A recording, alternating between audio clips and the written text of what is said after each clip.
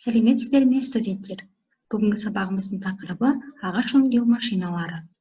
Сабағымыздың мақсаты ағаш өңдеуге арналған қазіргі заманғы технологиялық машиналар, олардың құрылымы және қолданылуы жайында түсінік беру.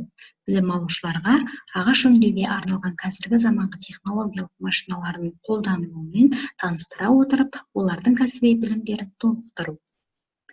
Студенттер, біз өткен сабақта ағаш өңдеу тәсілдері туралы айтқан болатынбыз.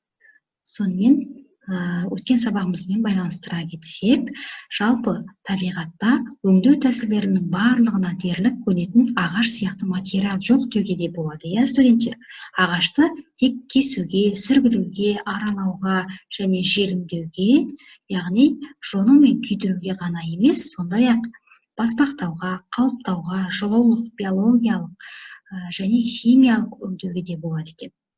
Яғни ұсақталған және арнаулы құрамдағы араластырылған ағашты металл құйма сияқты құюға да болады. Алайда оны қорғасын сияқты ауыр және қоспа болат сияқты қатты отқа жанбайтын етуге болады. Ағашты химиялық өңдеу дегеніміз ағашқа әртүрлі химиялық қосылыстармен әсер ету арқылы өңдеу деп айтқан болатынбыз. Ағашты механикалық өңдеу ол ағаштың өзі өзгермей, көлемі мен пішінінің өзгеруін айтамыз. Жалпы ағашты былай өңдеу негізінен кесумен өңделеді. Ал аралаумен, сүргілеумен, жонумен және тағы басқа талшықтар арасындағы байланысты бұзбастан өңдеу, яғни бұл баспақтау, майыстыру деп аталады. Бұл кезде ағаштың иілгіштік қасиеттері, яғни сыртқы күштердің әсер етуі тоқтағаннан кейін оған берілетін күшінің сақталу қабілетін айтуымызға болады. Жалпы ағашты келесі биологиялық өңдеу деп айтып өткенбіз, яғни сапасы төмен ағашпен миллиондаған тонна әртүрлі ағаш және ауыл шаруашылық қалдықтардан аса маңызды өнім азықтық ақуыздық ағаштарға айналдыру тәсілі. Жалпы біз енді осы ағаштарды өңдеу үшін әртүрлі аспаптарды қолданады екенбіз. Яғни электр аспабын пайдалану кезінде біз өнімділікті, жұмыс өнімділігін арттырады екенбіз. Яғни 8-ден 10 есеге жұмыс өнімділігі артады. Ал жұмыстардың сапасы жақсарып, жұмысының шаршап шалдығуы азаяды екен. Ол үшін бізде әртүрлі аспаптар қолданылады. Яғни ағашты механикалық өңдеудің негізгі түрлері бұл жерде ағашты механикалық өңдеу үшін осы аралау, сүргілеу, жону, жоңғылау, фрезерлеу, қашау сияқты аспаптар және де осындай процестер орын алады. Яғни қазіргі заманғы ағаш өңдеуге арналған технологиялық машиналарында орындалатын жұмыстар бұл жаңқалау, шыбық және шепік жону, білте тақтайшалар мен жұқа тақтайшаларды жасау, ою-өрнекті салу сияқты бізде негізгі заманауи станоктар қолданылады екен. Сол туралы біз айтып өтетін болсақ, яғни өткен сабақта біз ағаш өңдеу тәсілдері, негізгі 3 тәсілдерін қараған болсақ, осы өңдеуді қандай аспаптармен, қандай станоктармен жүзеге асырамыз, сол туралы болмақ. Яғни қарастыратын сұрақтарымыз да осы аспаптар туралы.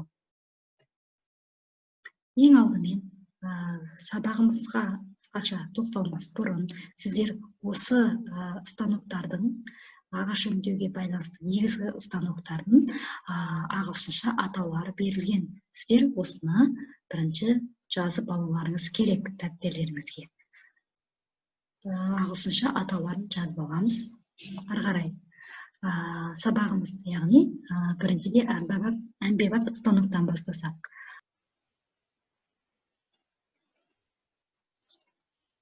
Негізгі функциялар аралау және жоспарлау функцияларын атқарады. Бұл үстел, яғни біріншіде үстел жасау кезінде, яғни олар әртүрлі типтегі орташа есеппен 2-ден 5-ке дейінгі операцияларды орындай алады.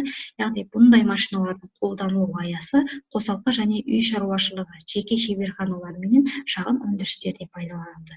Екіншіден негізгі сала өндірісі, яғни оның ішінде жиһаз өндірісі, модельге байланысты бұрғылау, фрезерлеу, тегістеу, аралау функциялары болуы мүмкін. Яғни осындай функцияларды атқарады.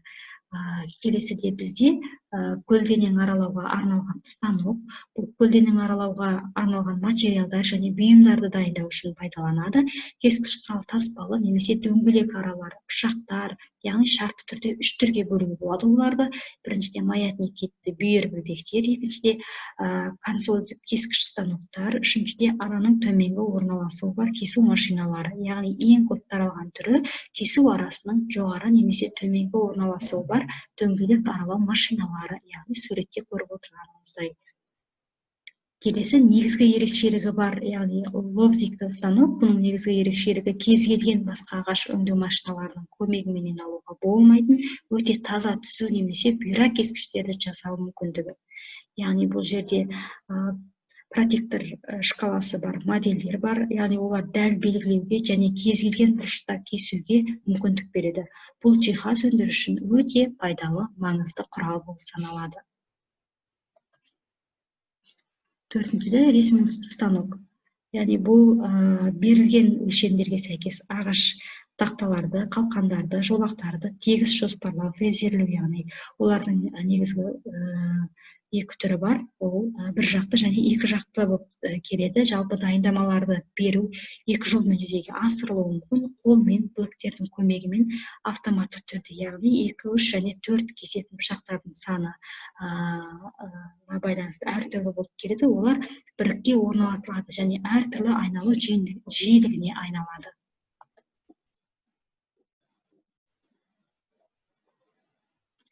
Келесі ленталы ара. Негізгі функция тік немесе қисық ағаш кесу. Ол кішігірім ағаш ұсталарында, жиһаз және модельдік өндірістерде қолданылады. Және олар тісті және тіссіз болып келеді. Екеуіліс аралары электр ұшқындары әсер ететін аралау болып табылады бұл жердегі ленталы арада. Келесі ұстаным бізде аралау және яғни дөңгелек аралау. Ағаш және ағаштан жасалған дайындамалардың негізінен бойлық бағытта кесу үшін қолданылады. Ағаштан басқа олар пластикті, ламинатталған панельдерді, алюминий профильдерін кесуге қабілетті болып келеді. Келесі токарьлық станок.